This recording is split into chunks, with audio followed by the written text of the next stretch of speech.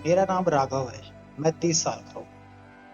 एक अच्छी job, normal life और बाहर से देखो तो सब ठीक, लेकिन अंदर सब कुछ बिखर रहा था। सुबह ऑफिस, दिन भर प्रेशर, टारगेट्स, फेक स्माइल्स और रात को बस साइलेंस।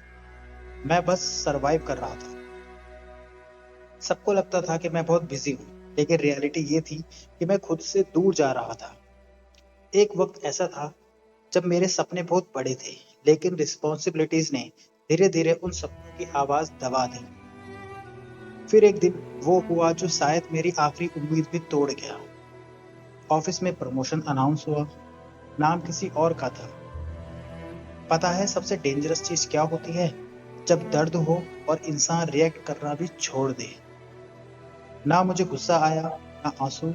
मैं बस चुप था। उस रात मैं सीधा घर नहीं गया। बारिश हो रही थी। मैं एक मंदिर के बाहर बेंच पर जाकर बैठ गया। तभी एक बूढ़े आदमी मेरे पास आए और उन्होंने सिर्फ एक सवाल पूछा, बेटा, इतना थक क्यों गया है? मैं कुछ नहीं बोला, बस आंखों में पानी था। और उन्होंने पूछा, भगवत गीता कभी पढ़ी है? मैंने धीरे से कहा, नहीं। वो हल्का सा स्माइल किए और फिर उन्होंने एक श्लोक बोला, कर्मण्येवाधिकारस्ते मा फलेषु कदाचन मा कर्म फल हेतुर्भूर्मा ते संगोस्त कर्मणि। तुम्हारा कंट्रोल सिर्फ तुम्हारे कर्म पर है, रिजल्ट पर नहीं। फिर उन्होंने मेरी तरफ देखा और कहा, तुम्हारी प्रॉब्लम काम नहीं है बेटा, तुम्हारी प्रॉब्लम ये है कि तुमने अपनी पीस को रिजल्ट से जोड़ दिया है। भगवत गीता सिर्फ एक किताब नहीं, एक मिरर है जो इंसान को उसका असली रूप दिखाती है।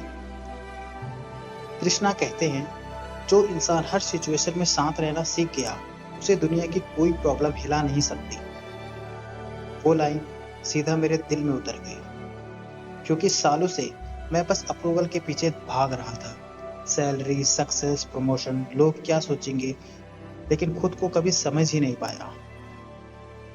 उस रात मुझे पहली बार समझ आया कि भगवत गीता लाइफ से भागना नहीं सिखाती, वो सिखाती है अंदर स्टेबल कैसे रहना है।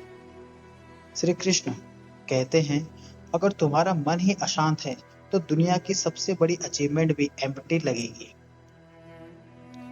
हम बाहर की बैटल जीतने में इतने बिजी हो जाते हैं कि अंदर की बैटल हार जाते हैं। मैं भी वही कर रहा था। मैं दुनिया को प्रूव करते करते खुद से ही डिस्कनेक्ट हो गया था। अगली सुबह मेरी प्रॉब्लम्स मैजिकली सॉल्व नहीं हुई। ऑफिस वही था, स्ट्रेस वही था, लेकिन इस बार मेरा सोचने का तरीका अलग था। मैंने स्लोली मेडिटेशन स्टार्ट की, ओवर थिंकिंग कम की, फैमिली के साथ वक्त बिताना शुरू किया और सबसे जरूरी, खुद को अप्रिशिएट करना सीखा। धीरे धीरे मेरे अंदर वो पीस वापस आने लगी जो शायद सालों पहले कहीं खो गई थी। दोस्तों, आज भी लाइफ परफेक्ट नहीं है, लेकिन अब मैं टूटता नहीं, क्योंकि श्री कृष्ण ने एक और चीज सिखा दी, लाइफ हमें थकाती नहीं है, हमारी एक्सपेक्टेशन हमें थकाती है। भगवत गीता हमें सक्सेसफुल बनना नहीं, पीसफुल बनना सिखाती है, क्योंकि असली जीत बाहर नहीं, अंदर होती है।